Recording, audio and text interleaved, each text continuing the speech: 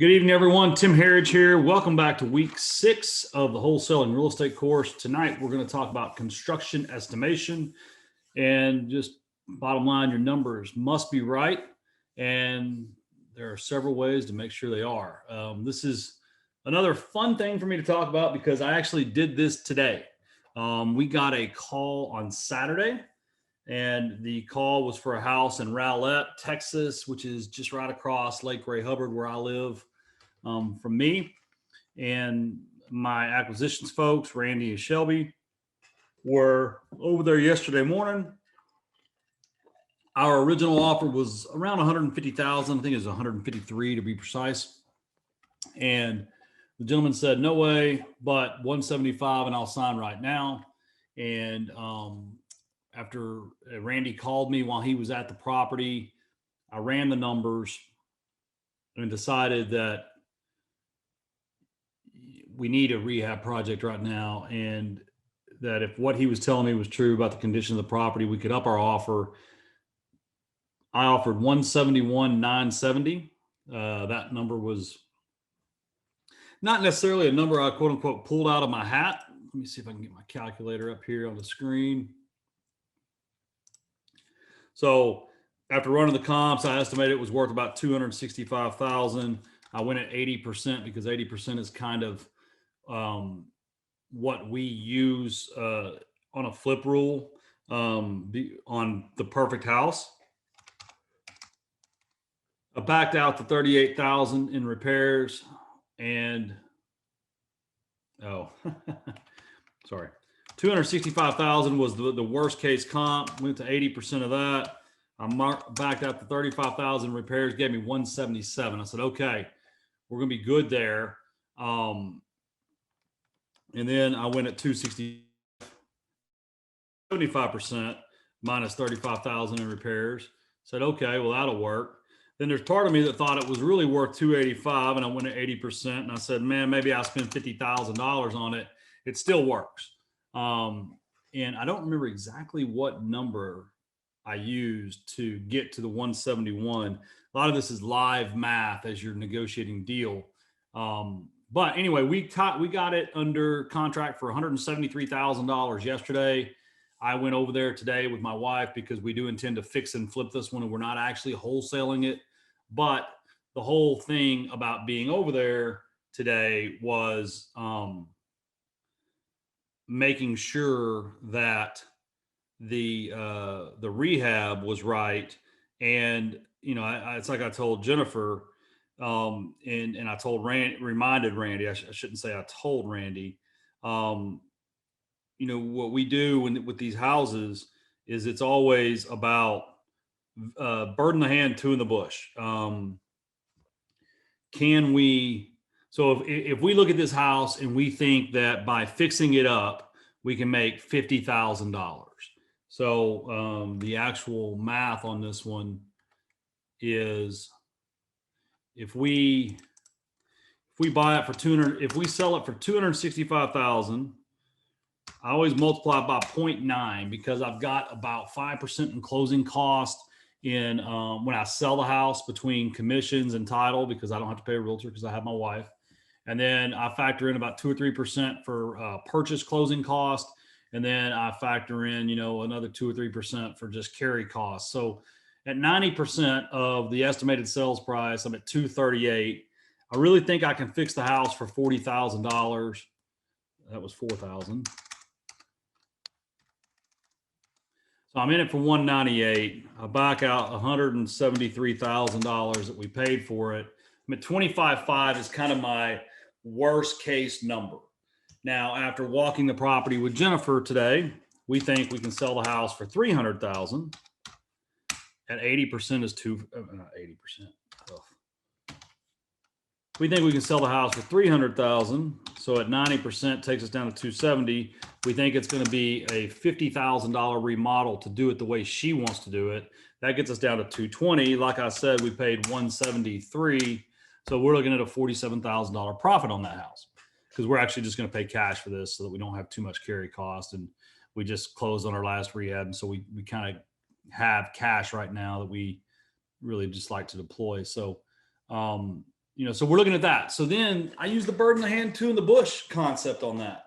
I say, okay, do I think I could wholesale the property and make half, right? That would be a bird in the hand versus two in the bush. So what I'm looking at is, okay, can I wholesale it for a $23,500 profit? If I can, then the business decision I end up making is take the money now, don't expose yourself to the market risk. So 23.5 plus the 173 that we have it under contract for means I'd have to wholesale it for 96,500.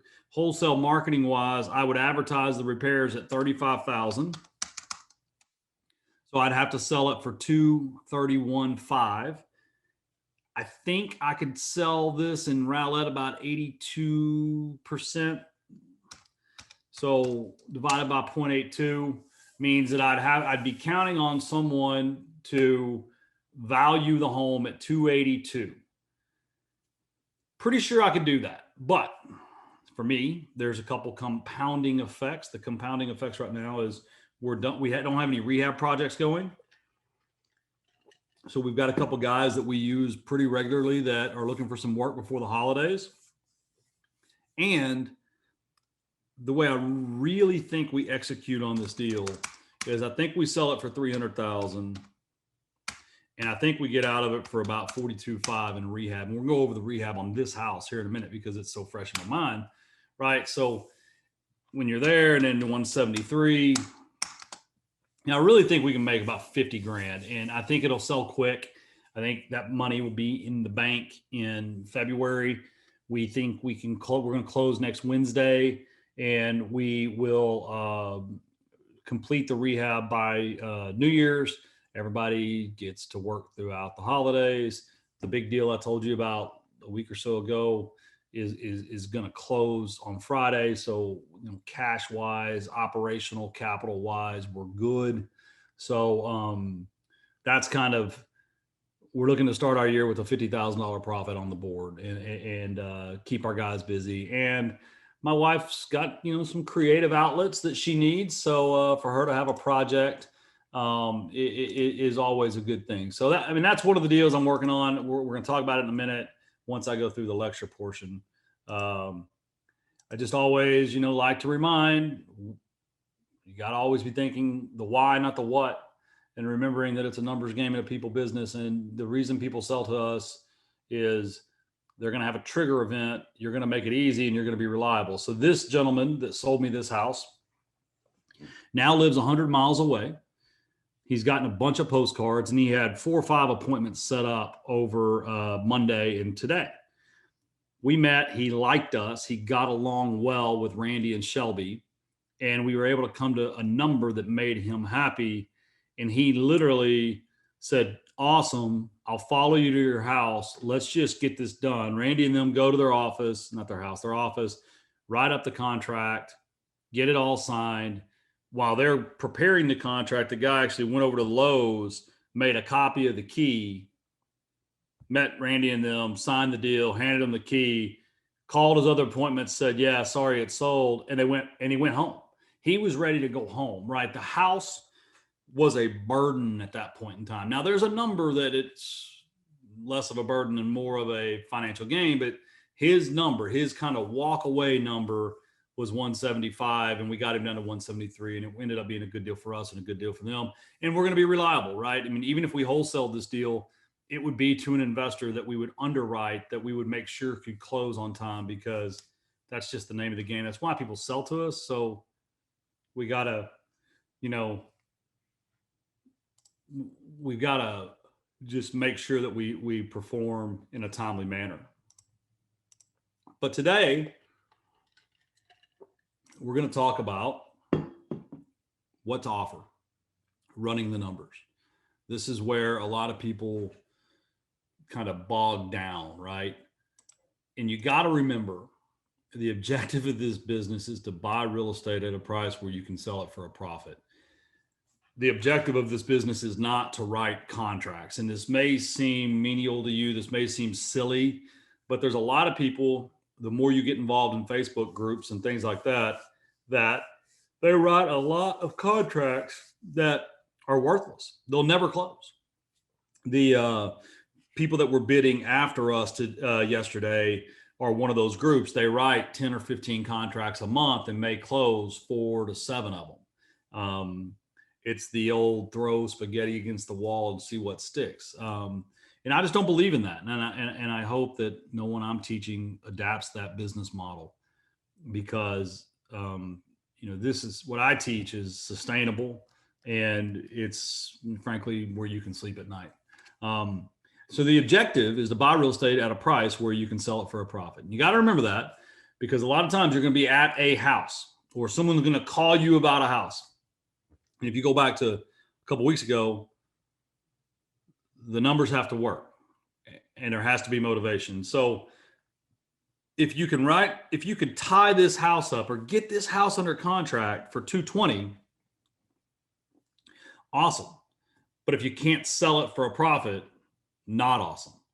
And just like I just showed you, if you pay 220 for this house and you spend 30, even if you're a really good rehabber, you're in it for 250, you sell it for 270, 280, you're basically breaking even by the time you pay your closing costs, carry cost, and all the soft costs associated with the property. So you got to remember when you're making offers, and one of the folks that is taking this course right now called me about a deal, and we just kind of, once we figured out that the heir owed 120 grand on it, it just became really clear. I'm sorry I yawn at night whenever I start talking. I don't know if that's because I sit here and I don't talk for 30, 45 minutes while I'm working on preparing. I don't know. Anyway, the numbers have to work and the seller's going to have motivation. And so let's talk about it. Estimated rehab costs. There's some really good rules of thumb that you can start with. Any house that was built after 75 to now, it's my belief that you're going to have to spend at least $10 a foot, even if it's been updated. And you may not have to, but the average investor you're selling the house to is going to put new paint in the house, right? That's $3 a foot. Is going to put new flooring in the house. That's $4 a foot. So we're at $7 a foot. Is going to start changing out light fixtures and things of that nature. So now you're at 75 cents to $1 a foot. Another plumbing fixtures, another 75 foot to $1 a foot. Like, it's just really easy to get to $10 a foot. And typically, if it's a house built in the 70s, like this one was I looked at today, you're going to need some foundation work, some plumbing work, things like that. So these are just some good rule of thumb starting points, if you will. So that same house that needs foundation work is now $13 a foot. That same house that needs a full roof replacement is now $16 a foot. That same house that needs to be redecked or may have wood shake shingles needs another $2 a foot. So now we're at $18 a foot. If it's a steep roof, we're at $20 a foot. And now if it has cast iron plumbing, you're really quickly over $20 a foot. Now, if it has been updated and there's some stuff that you can, kind of reuse, you can back out $2 to $4 a foot.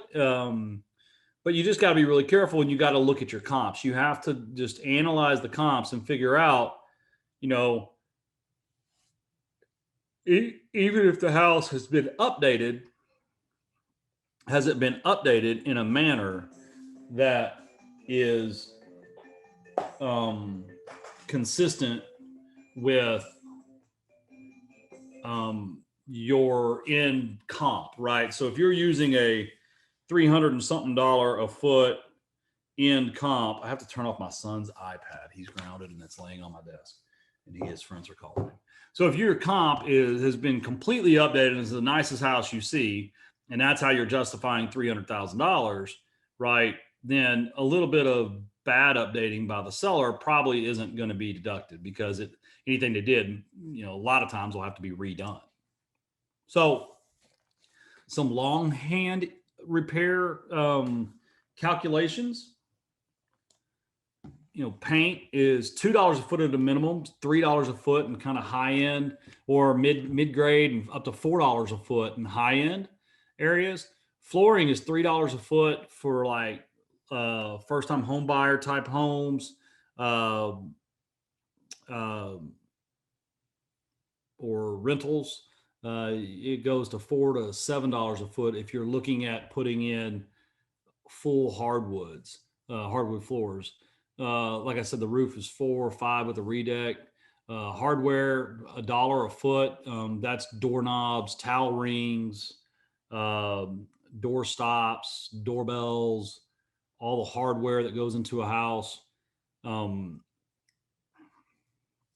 Plumbing fixtures is about 75 cents a foot. Electric fixtures, about 75 cents a foot, up to $2, depending on how fancy the house is or you are as a rehabber. I can tell you with us, our plumbing fixtures still come in about 75 bucks a foot, 75 cents a foot, because my wife is very cheap and she's always pre-purchasing them on Amazon, and um, just she's always looking for a deal, and we keep them down in our workshop, and they're always in my way.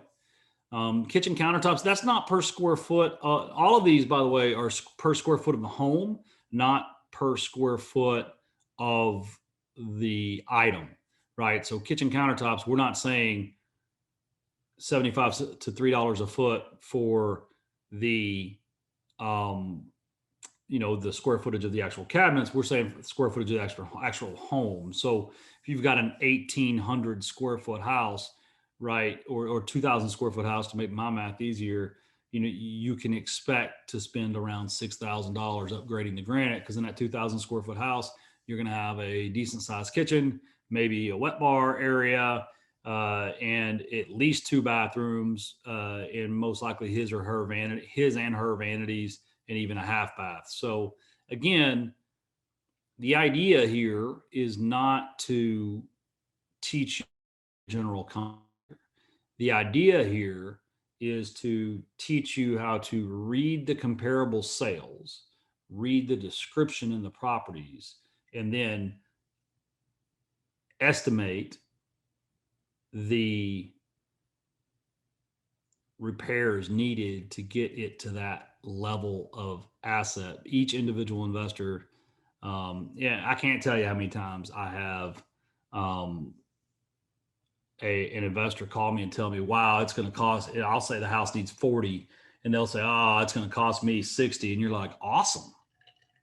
But I think it costs 40. And then they end up buying it anyway. So these are just to get you in the ballpark. Each individual investor will conduct their own due diligence and will come up with their own number. So again, these slides will be exported into PDF and attached on the Wholesale Real Estate Resource Center. This is a good slide. You need to keep this slide and at least take the text and have it with you when you're looking at a house, and then go through the long work, right?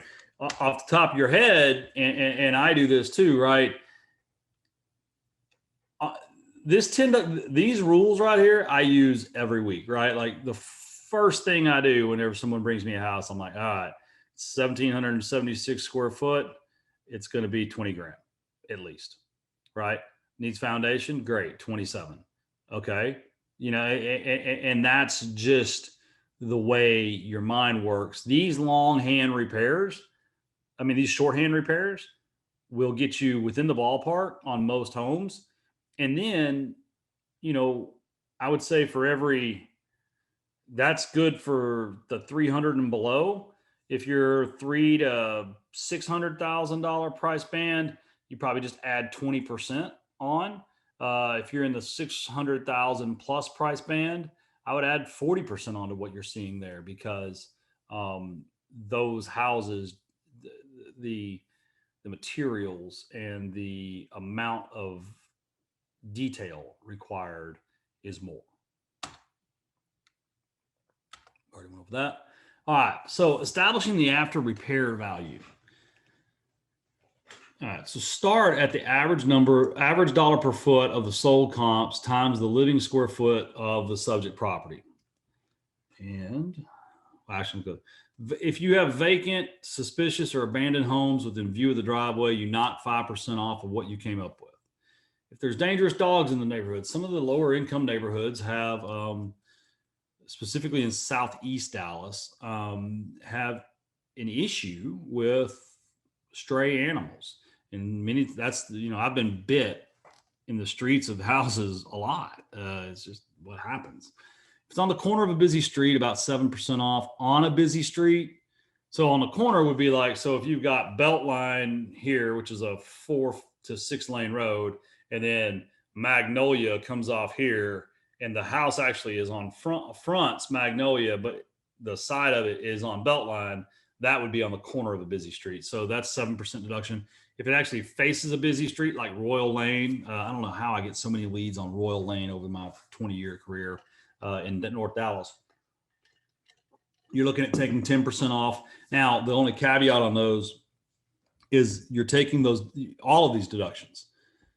You're taking the deduction if you can't find a like kind asset, right? So if you're using the dollar per square foot of another house that was on Royal Lane, then you don't have to take the deduction. What happens though, oftentimes the house you're looking at is on Royal Lane, and there's a house 2 blocks in off of Royal Lane that you're using as a comp, maybe the same subdivision. You just got to deduct from the comp because the subject property has these considerations that we refer to in the industry as white elephant issues. So it's on a busy street, minus 10%. High tension power lines.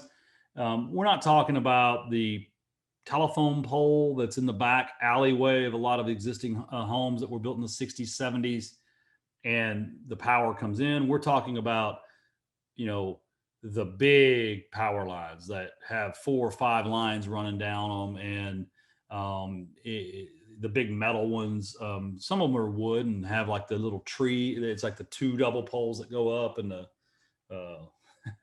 look like I'm doing like a TikTok dance. Has like the the cross members, and there's 2 or 3 lines going across the top and 2 or 3 lines come across the bottom. That would be considered high tension power lines. So if that's right behind the house, you're staring at the house, and right behind it, like over the top of it, is these power lines. You're going to deduct for that. Backs to commercial, no brick wall. Commercial also includes multifamily. You knock 10% off. Backs to commercial, but there's like a brick wall, a good separator. That's 5%. High days on the market. If you're in a neighborhood where it's taking a long time to sell houses, you want to allocate a lower after repaired value so that it compensates the formula. And then seller contributions. So if you're seeing in the comps that the seller is paying closing cost, which doesn't really happen a lot right now, but as we get into a time period where it could become more prevalent, where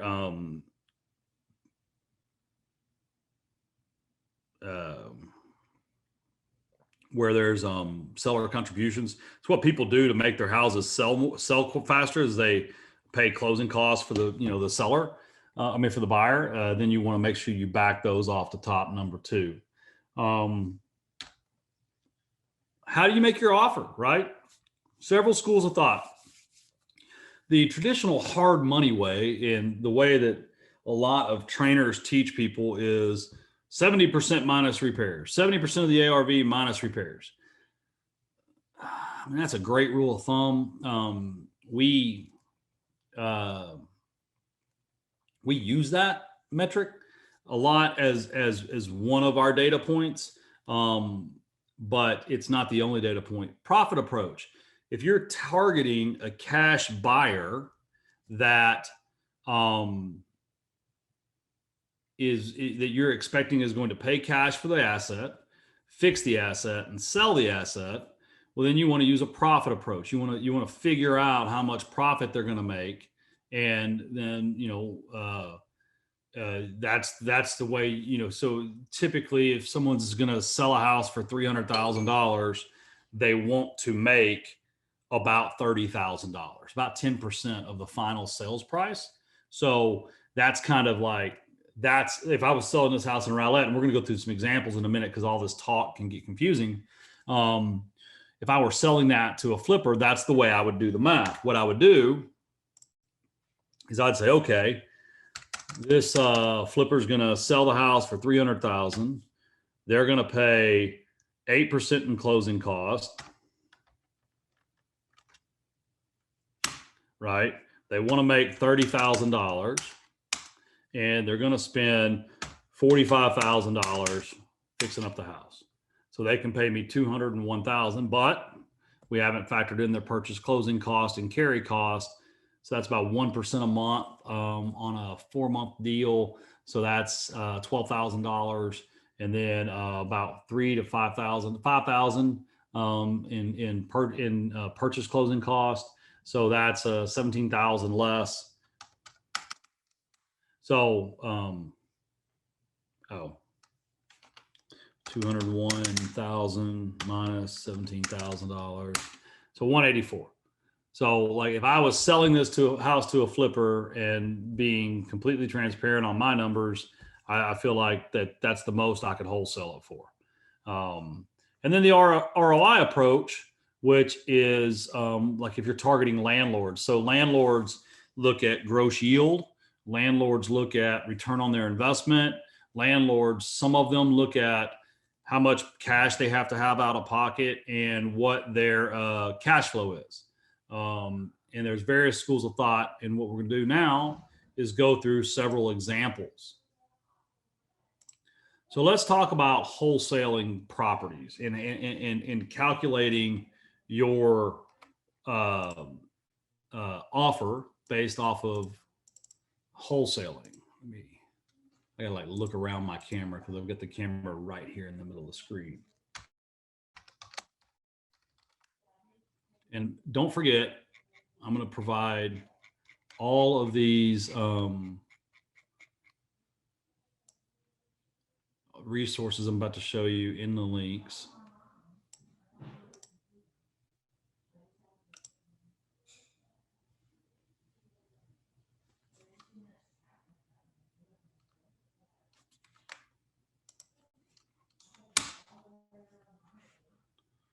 All right.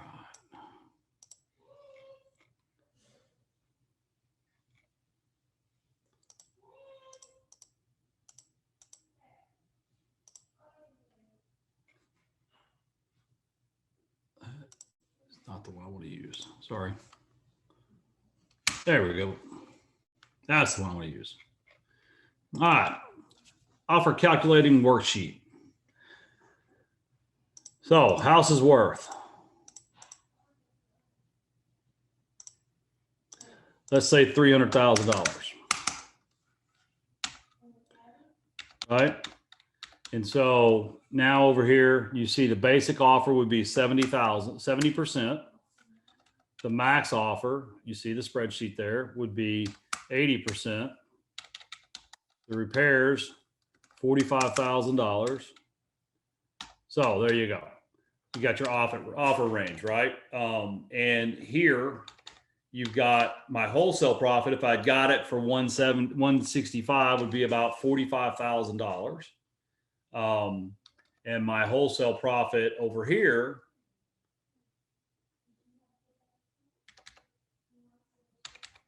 would be $15,000.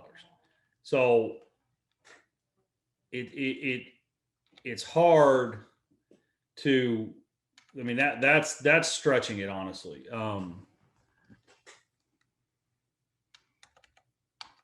And that's pretty accurate. So, you know, the closer you get over here, the harder it is to make money, right? Because here you see the rehabber would have a problem making $6,000 at your wholesale number.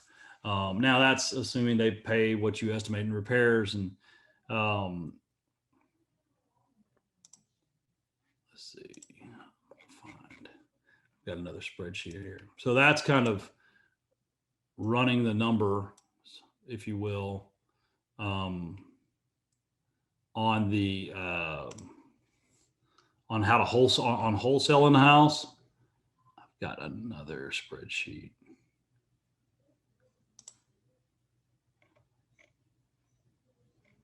I don't want to do the rental one yet. Most of mine are rental right now.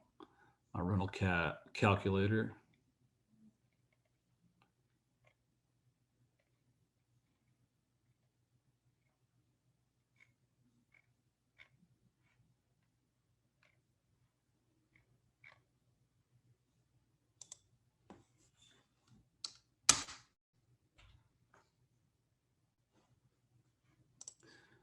So this is a longhand one. We're not doing that one. Sorry.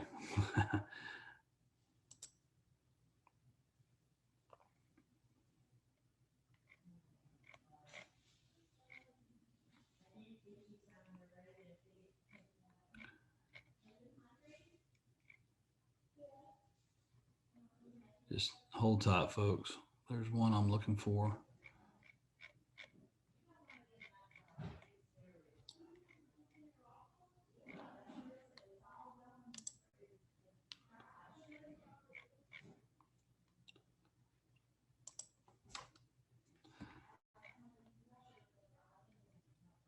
Ah, there it is. Retail net estimate. That's what it is.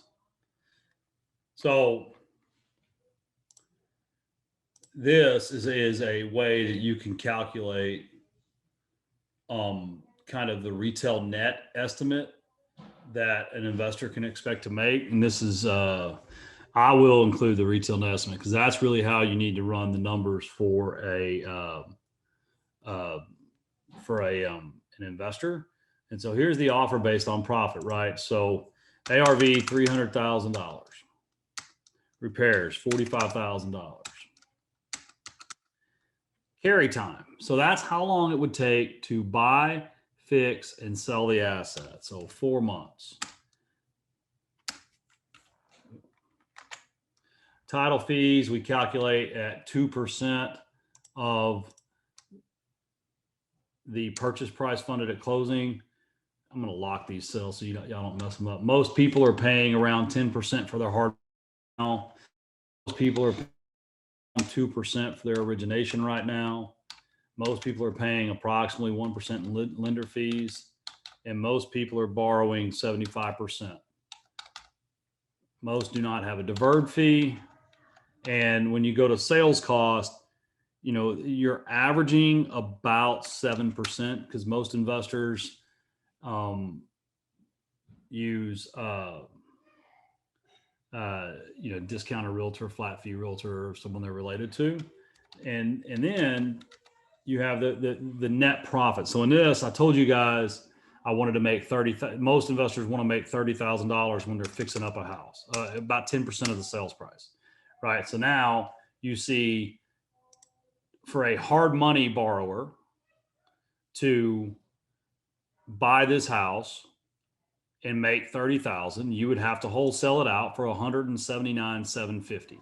That's a good solid number, right? So in this case, I could make $6,750. Now, I want to show you the difference in hard money borrower versus cash buyer, because I told you I'd be looking for a cash buyer, right? Title fees remain the same. Carry cost becomes zero. Origination becomes zero. The lender fees is zero.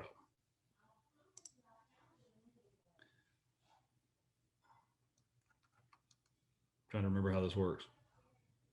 Yeah, that was the problem.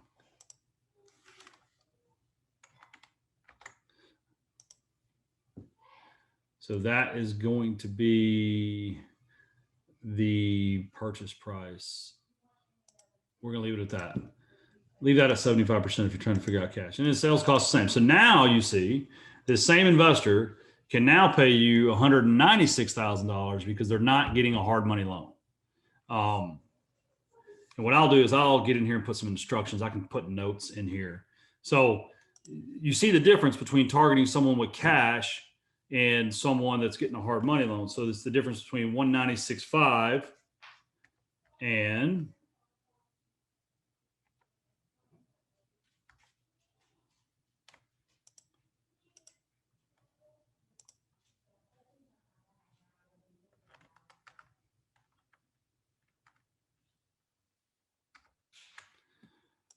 179, 750, right? So, I mean, it's basically a $20,000 difference. And the difference is right here, right? It's 19,750 bucks worth of lender fees and cost of capital to buy and flip the house. And those are real, considerations that someone has. Let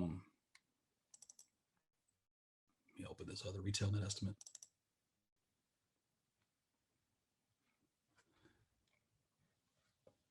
Yeah, this is the one I meant to open.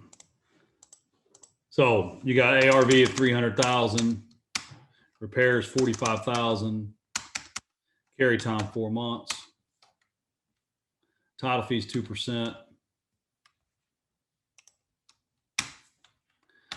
carry cost 10%, origination 2%, miscellaneous lender fees 1%, LTV of 75%, LTC of 100%. See, that's the loan to value, loan to cost is the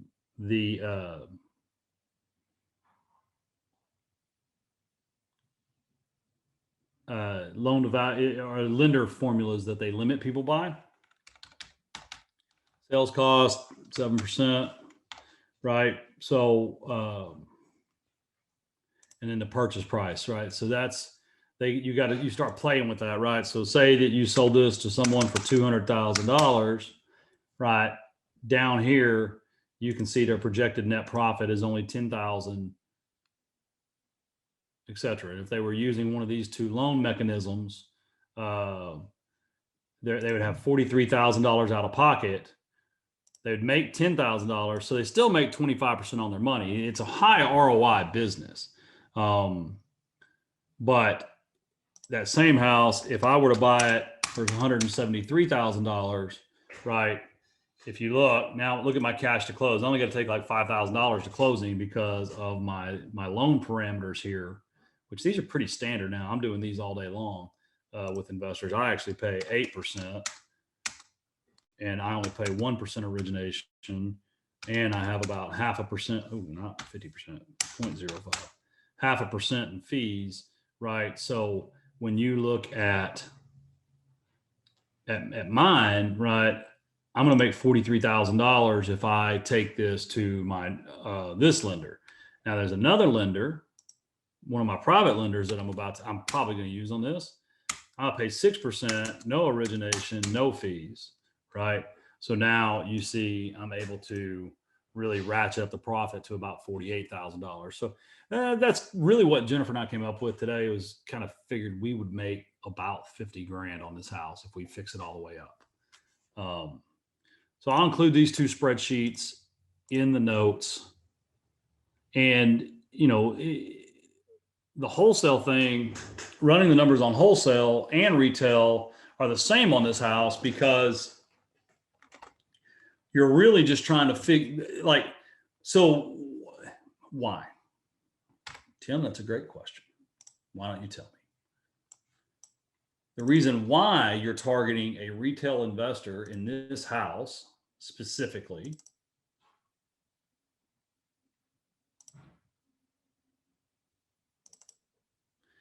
is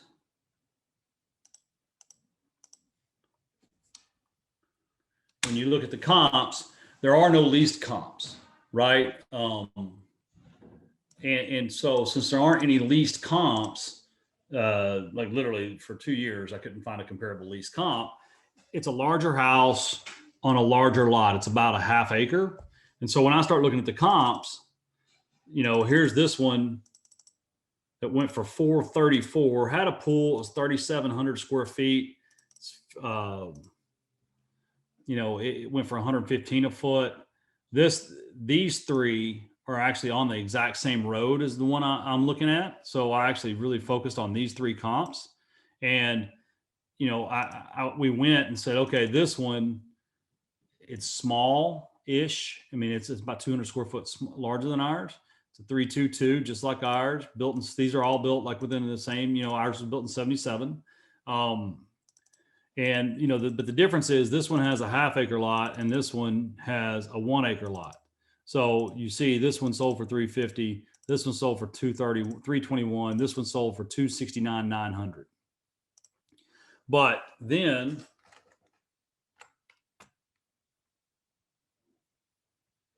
you go into here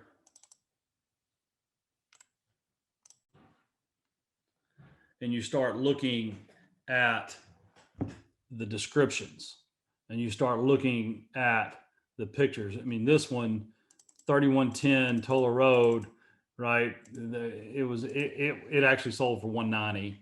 We went back and found the investor that bought it. Let's see, where are they? We take a lot of comps with us these are the comps they took with them to the appointment, right? So here's the one that sold for 260 something. It was a really good comp, but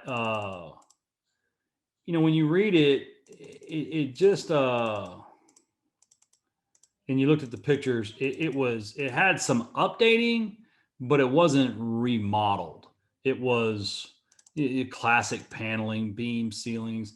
It wasn't really a show place. And if you spend 45,000 on this house, it's going to be a show place. So then you look at this one on Tola Road, right? Obviously, I mean, the yard's not all that nice. This was the one that was it's on an acre, right? So that's pretty, it's a significant difference. But it was fully decked out, stainless appliances, double ovens, new tile floors, vaulted ceilings, and all that. And we just felt like this house was much more indicative of the demand for the type of house that we would be selling. And now you get into the leases, and this is what I was going at, right? These houses are leasing for 1,500, 1,500, 1,600. When you get into determining the highest and best use for the asset,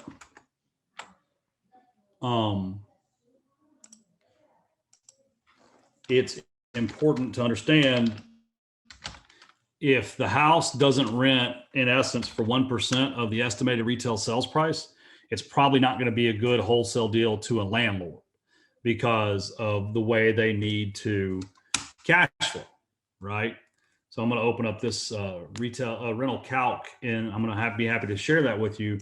And here you go, a $300,000 home that rents for $1,650, right? No HOA. The taxes on that house would be probably $7,000 a year. Most investors don't want to put more than 10% of the total value of the home into it, as far as after they've done their BRRRR refinance. And this house needs a $45,000 rehab. So when you look at it, these they can't even get a cash flowing mortgage. And even though interest rates are below 5%, the only way they could cash flow on a 30-year mortgage at 5%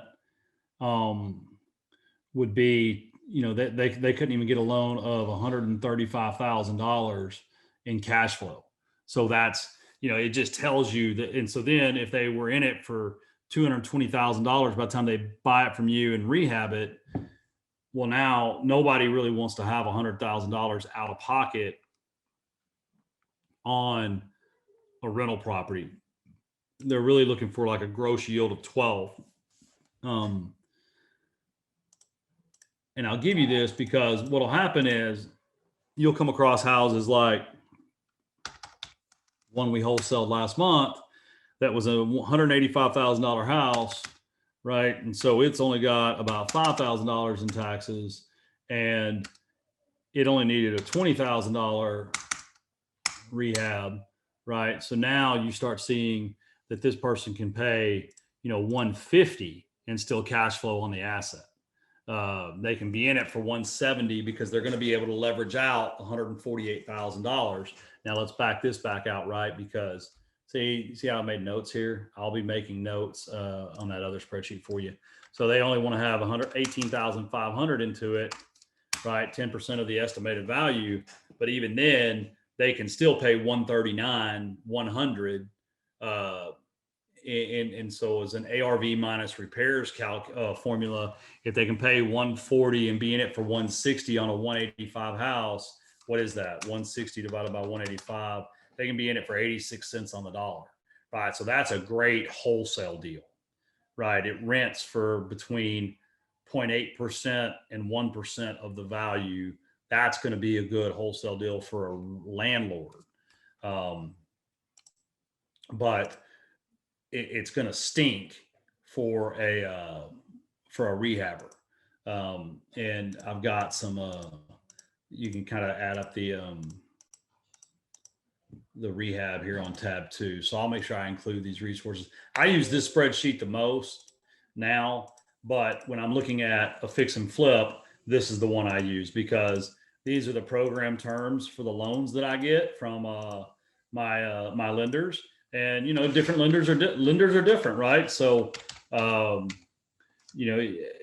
other lender I have, maybe 1%. It actually is 2% now. I sold my interest, but it's 8% interest. And that's actually no origination because I pay the 2% on the back. And then the sales cost is, 7% is kind of high. It's about 6% for me. Deferred fee, that's about 0.005. Yeah, a little less than 1%, right? So when you're looking at, you got to learn you can operate off the percent ARV, right? And we already talked about that. You can operate off of this, but this is lazy. It's easy.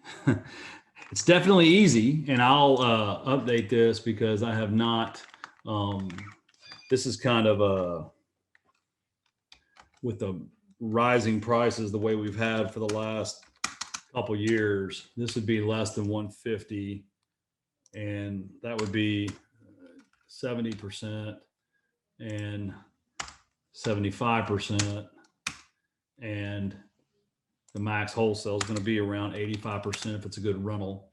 And then this would be 150,000 through 250,000. And your basic is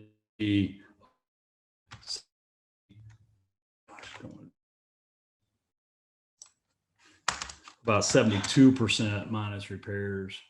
You can always go lower. You can always go lower. We never have a problem going lower. The problem's going higher. And then the max offer on this house would be about 80%. And this max offer would be about 82%. And you're really capped at about, you're still capped around 85% here in this price band. And honestly, the closer you get to 250, the lower the cap but it depends on the rental value, right? So you're really kind of looking at these two buckets, right, are typically rental properties, and these two buckets are typically rehab properties, right? And this is going to be 250 to 500,000, and then this is going to be 500,000 plus. So here, right, you start getting constrained, but there's also more margin. And if you can't figure out the longhand,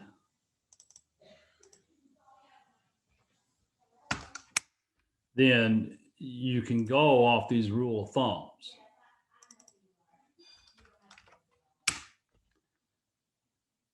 Yeah, there you go. But you see, the reason that it defies conventional wisdom, the reason that the max wholesale goes down, the higher price the house is typically, is they don't cash flow. Now, if you have a $500,000 house that will rent for $5,000 a month and you've got comps that show it, then you can sell it for more than that. But in general, and we talking generalities here, these are your good numbers. So let me save this since I just made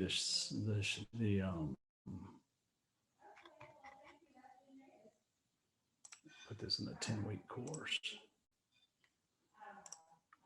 And then this is the good one. I'll put this in the 10-week course.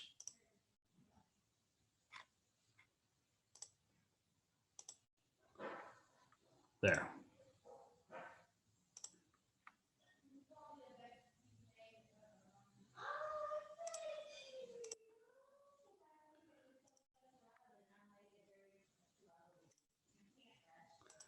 And oh,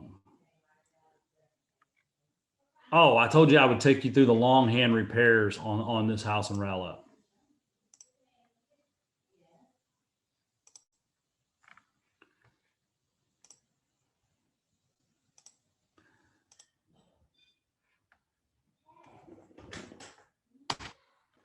So, longhand repairs on this house in Rowlett.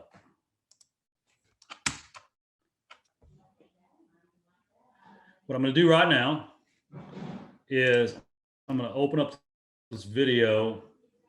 I'm going to ask you folks, I know it's already almost past 7, but we got a little bit of a late start. So what I want to do here is I'm going to I just loaded this video in the Flip That Contract student group. But assuming that some of you aren't in that, let's see, did it not load?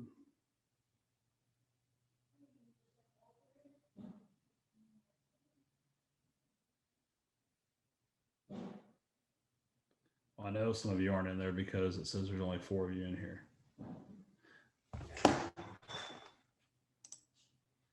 Where is it?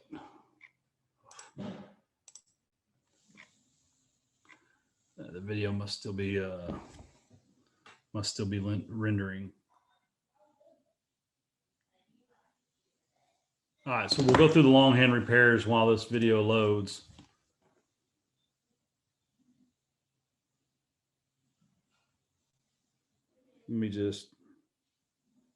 I'll just load this one. Tour.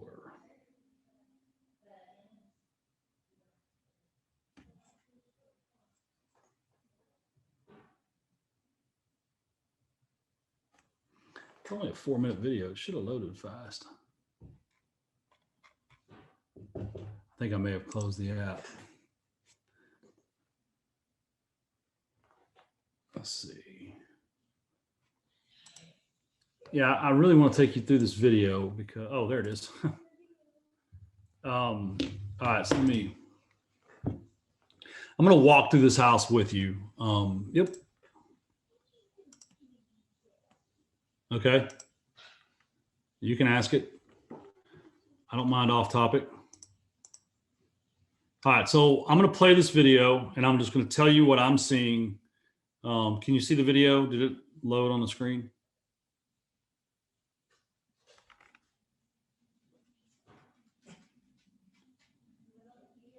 Good. All right, good. Thanks. All right, so new front door, new numbers on the outside. You go inside the house, you see the cracking, there's foundation damage. We verified that all the plumbing had been replaced in the house. We'll paint that paneling. You got popcorn ceilings, so we will scrape those off and retexture. New windows throughout the house. They're all 1970s aluminum windows, new mini blinds, new light fixtures. Got to paint all the trim. We'll probably paint that paneling as well, rip that paneling out, all new countertops. We're going to paint the cabinets, all new appliances, rip off all the wallpaper, retexture the walls, all new cabinet hardware. Then you go out here to the garage. We'll put a coat of Kills paint on the garage and retape those lines that are cracking. He has had some foundation done. We will look at that and see if we can reuse what he's done. But most likely, we'll have to do all new foundation in the entire home. Water heater looks good. It is not. It is up to code because it's in the garage, so it doesn't have to have a pan. Uh, the electrical has a big question mark on it for me because that's a very old panel. Could even have aluminum wiring in the house. So I'm going to have a pretty healthy budget for the electrical. Again, painting those cabinets. Got a nice little laundry room area. Fix that trim, dishwasher, sink. All those appliances are new. We'll keep that back door there. Remove that wallpaper in the hall. All new paint in here. Get rid of all the popcorn ceiling. My wife's talking about actually re-wallpapering this bathroom. Kind of interesting. We'll keep that bathtub. I had to pause it because it was like going way too fast. And then we'll retile this tub surround and all new floors, paint the cabinets, and paint those cabinets, new toilet, new plumbing fixtures there, new countertop, new plumbing fixture, new mirror, new light fixture. I'm glad I'm recording this for you guys. Again, scrape the popcorn, all the tape, bed and texture, fix all the cracks, all new flooring throughout the entire house, all new doorknobs throughout the entire house, all new plugs, plates, and switches throughout the entire house, all new windows throughout the house. I think I told you that. There's 18 windows. I counted earlier. We'll keep that crown molding, just repaint all that, get rid of the popcorn. Again, all new fixtures. Like I said, see, a lot of this applies to the entire house. Same thing in here. You can guess what I'm gonna say. Repaint the cabinets, new countertops, new mirror, new light fixture. We're ripping the wallpaper off in here. We're not gonna try to re-wallpaper that. There's no Whataburger t-shirt. All new cabinet hardware. We'll repaint the, we can get rid of that ceiling fan in there. That we don't need a ceiling fan in the bathroom. We'll redo that tub surround. Let's see if I pan back over there. All right, so yeah, all this tile will get redone in the bathtub, all new plumbing fixtures, new toilet, that wallpaper goes bye-bye, all new tile floor in there. That's just one of those things. I'm gonna back up just a sec. The guy was kind of proud of his little tile design he did. I think it looks like crap. But when we were there, we told him how awesome it was. All new light fixtures, new countertops, new hardware, paint the cabinets. Same old, same old. Keep the same thing I keep saying. Let's see. I'm trying to see if I go back to this part. Now we're in the backyard. I'll get to your question in a minute, Ron. There. All right, you see those two windows right there, right outside the back door? What we're actually going to do is since we're going to replace those windows anyway, what we're going to do is we'll cut this wall right here out and we'll put a sliding patio door. And so if you go back to, oh my gosh, I got to get rid of these annotations. Clear. Mouse. Oh, maybe. Oh, there we go. If you go back to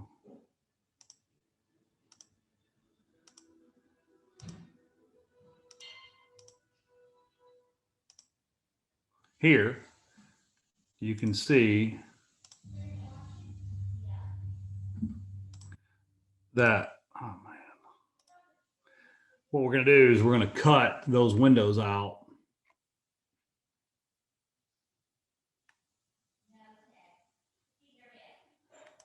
Somebody asked about upgrading the 6-panel doors. I don't replace the interior doors unless I have to because a fresh coat of paint makes them look just good for me. So we'll put a sliding glass door right here, and that'll add more light to the house and also be a nice, clear, full glass view into the backyard. It's one of those things that buyers love. Let's see. So we need to go. All right, that's where we were. So repaint the entire outside, all the siding, fix all, get all the electrical fixtures up to the electrical fixtures out on the outside need GFIs. They need to be waterproof. We will not put a new fence on the back. This fence was partially repaired. We will redo that because it's on the driveway and it looked ugly when I pulled up. And then we'll paint the front side of that fence to where it all looks good. We'll paint all this area. A lot of this you can see is going to have some rotten wood. This patio cover, I don't really like it. The guy that sold it to us liked it so much that he said if we didn't want to keep it, he would come back and remove it properly and take it to his ranch. We said, knock yourself out. The central heat and air is only 3 years old, so we're good on that. The roof is only 3 years old, so we're good on that. It was completely redecked and everything. So we got good water heater, we got good central heat and air, and we got good roof and good plumbing underneath the house.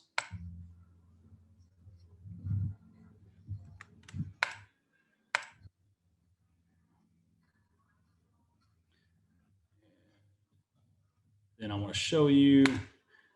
All right, that is not commercial. That is someone's workshop, and that's their boats. So I did not take off for that being there because the thought process behind that is someone that wants to live on a half acre in Rowlett isn't going to mind someone having a shop behind them. And my wife agreed, so she's smarter than me. Nice big backyard. It's going to be a big selling point. It's in good condition. Again, we're going to repaint all this, including the garage door. And I was just panning over to, because I didn't get that on video and I wanted to make sure I got it on video. So now putting the numbers together on this house.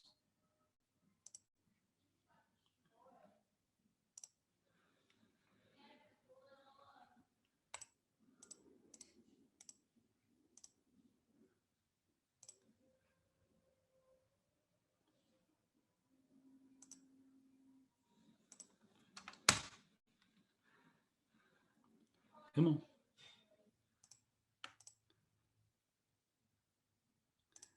You know what? I'm gonna have to get y'all a different one because you know what? I know it's on my rental calc, so we're just gonna go there. And I will copy it over. All right, so in this house,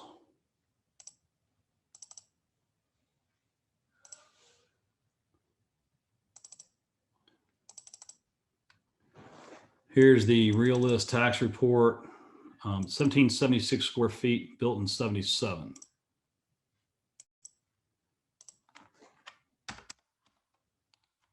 What we'll do, I set a $300,000 sales price,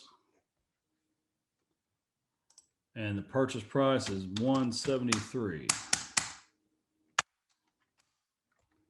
All right, so now we got to go back through and we'll input the numbers as they are on this sheet.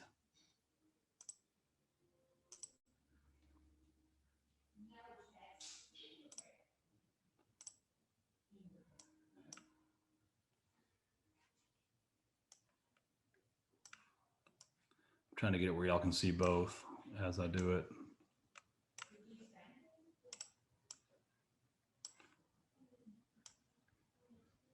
There. All right, so paint inside, $2 a foot. Paint outside, that's not on here. So I need to add that. I always factor in $1 a foot. Flooring, that's going to be a $300,000 house. So I'm going to put $4 a foot for the entire house. Most likely we'll go with a luxury vinyl plank, and there's going to be extensive tile work. So we're going to go up to $5 a foot.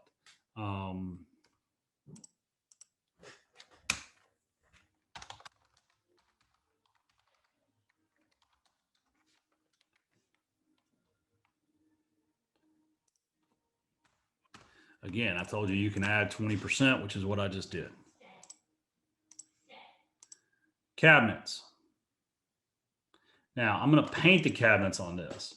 So $1 a foot will get you paint on the cabinets throughout.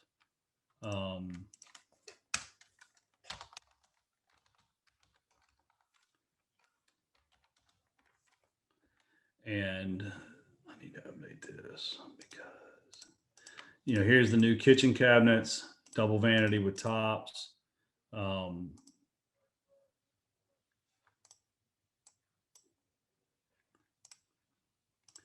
go.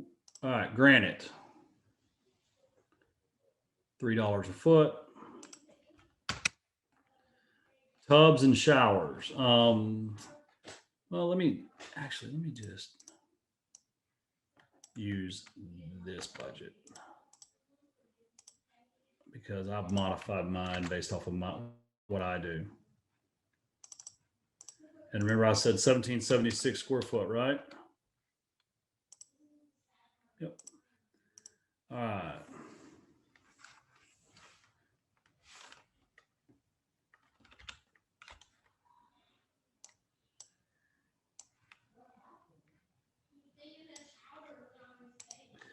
So that times 2 equals that times 1 equals that times 1 equals that times 4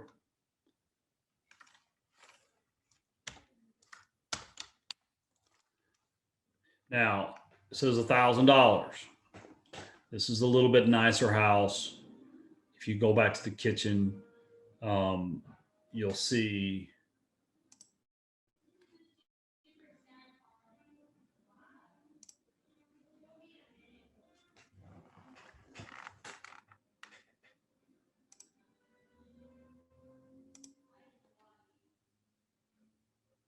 there we go.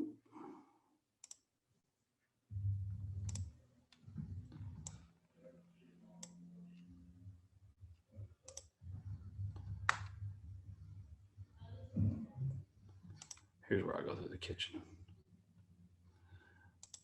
Dishwasher, $300. Now,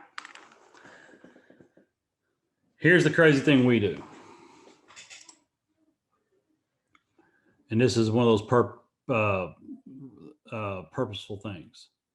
We will cut this cabinet out and install a range right here. We will install a micro hood here. So it's a vent hood and a microwave combined. And then we'll repurpose these drawers and doors and make this cabinet space. By doing that, we're able to save money on appliances, and because this unit right here is over $1,000, a double oven like that, that's very expensive. And this cooktop is $300 or $400. And then this is a couple $100. I think I saw one on sale today for like $250. This is $300. So I can do this and stay at $1,000. The other way, I'm going to be close to $2,000. So that's kind of a configuration thing that we do that a lot of investors do now. Clear all drawings. I figured out how to work it. All right, so we'll just say $1,250 because I've got to pay to have the cabinets done. Roof, nothing needed. Hardware, $1 a foot. Plumbing fixtures, will probably be below this, but for illustrative purposes, because again, like I said, we buy a lot of things on sale because we rehab a lot of houses. Electrical minor, electrical major. Now, put 0 in for that, and I'm going to go ahead with a full electrical major budget because built in 77, really close to the aluminum wiring time frame. The panel's really old. I'm going to be doing a lot of work, so I might as well just go all out on the electrical, make sure I don't have any problems. Granite, $3 a foot. New cabinets, I'm not doing any of that. I'm not putting in any vanities. I do have to do the foundation. I do not have any under slab leaks because we've already got a piece of paper that says that all the plumbing is now PVC and was upgraded. Lots of tape bed and texture.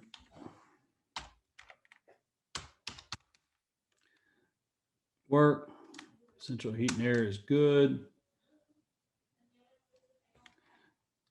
Now, you see $10 a foot of bathroom footage. So what I'm going to do here, since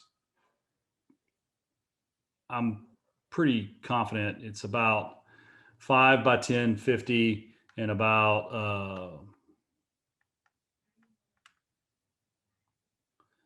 probably 10 by 10, 100. So probably 150 at $10 a foot, right? Yep. Actually, we can call it 200 feet just to be safe. We do both bathrooms, and that's just all the toilets and the tile and all that. Replace all windows. I told you there were 18 windows. Oh, wait, I can't do it like that. I got to do it the way I'm teaching. This is the problem. He was that times 2. I was about to do 18 windows at 300 a window because we're going to do upgraded windows, but you could do the windows for that.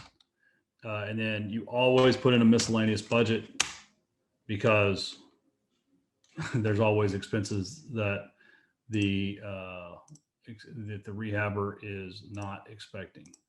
So, wait.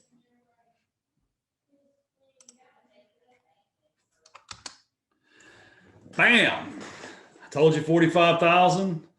I love it when I love it when a good plan comes in, right? So that's it. That's my rehab budget going into this house is 45,000. So again, everybody's going to think same or everyone will do things differently, right?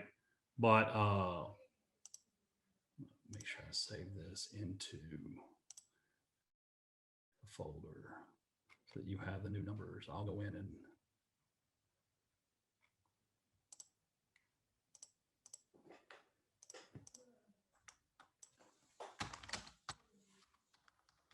go in and make it look pretty for you so you can download it.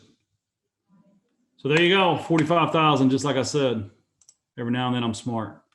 I'm gonna hit don't save so that I can go back in and modify that. So let me answer some of these questions. I don't like to upgrade doors unless I have to, and there's only one door missing in the entire house. So I'll just put a new solid smooth slab door for 99 bucks in there and paint it like I'm painting the rest of the doors. It's one of those things too, John, you got to remember it's your investment, not your home. And my wife is really good at this. There's certain things you can get by with that you may not want in your house, but it's going to be like the comps they're looking at. Now, if your comps that you're targeting have, brand new 6-panel doors and all that, awesome. But if they don't, then don't do it. And these other houses don't have that. They've all been renovated, not remodeled. They've been rehabilitated, not remodeled. They have not been made to look like that. Let's see. What do you believe the max sales price an investor would pay for a totally remodeled property that leases at $2,100 a month?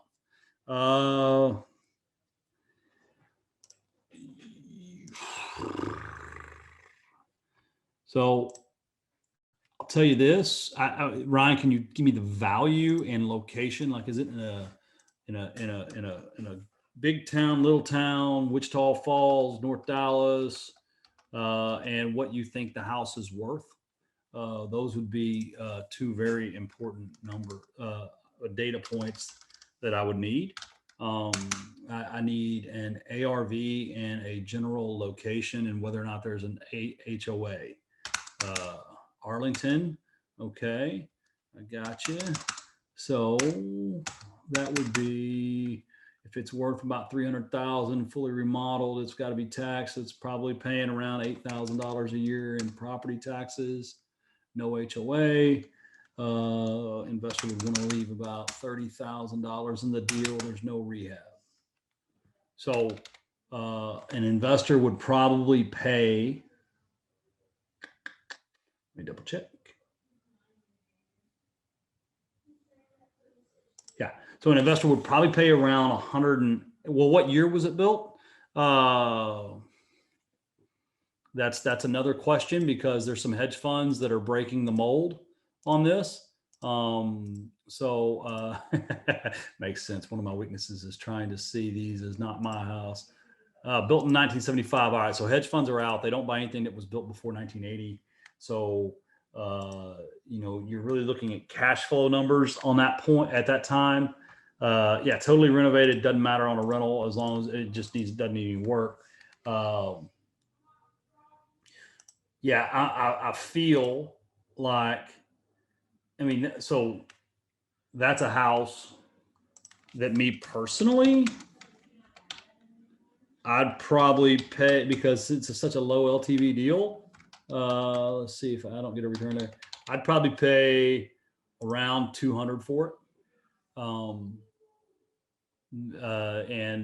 that's, you know, the problem is your rent to value is high enough or low enough that you start getting to where it can't really cash flow. So, you know, uh,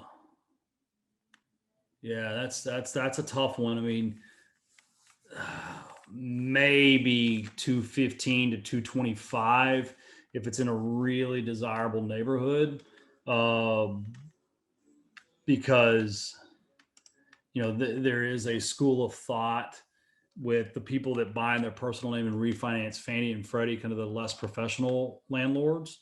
Um,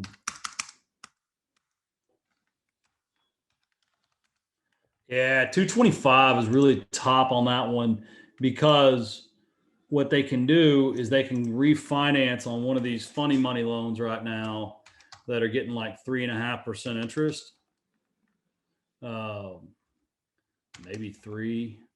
Yeah, I feel like that 215 to 225 range is going to be tops on that, unless the lease is coming vacant soon, right? That's the other kind of variable. If it's one of those that the lease is coming up soon and the investor can buy it, wait a couple months, and then sell it, and it doesn't need any work, then you may get close to, yeah, 225. Yeah. I mean, I think 225 is tops. 200 is guaranteed. Anything in between is kind of how well you put it together and how fast it needs to move, right? So that's another thing that comes into play on these deals is timing. So you know, if the deal has to close next week, you're probably looking closer to, if you can spend 30 to 60 days working with an investor and they can close directly on a conventional mortgage and things like that, then, closer to that 225. All right. Does anyone else have any questions? These were good questions. I decided today to just kind of walk you through it, kind of from my mind. I hope it wasn't too much scatter shooting. Um, I just try to use as much real world recent kind of experience to guide you guys and gals, because there is no perfect deal. There is no deal that comes along and is put together the exact way that you hoped it would be. We've gone a little long. I appreciate your patience. Glad you guys stuck in there with me. Hope it was good. Hope it helped you. Um, I'll, I, we're not going to have a call next Tuesday. It's Thanksgiving week. My son's home from college, so we will pick up uh, the week after. And I will suspend all of your payments for next week, and the payments will pick up again after Thanksgiving. So, um, yeah. Any other questions? Going once? Going. Hey, you guys have a great Thanksgiving too. Stay safe, and stay healthy. All right. Thanks, guys. Y'all have a great day.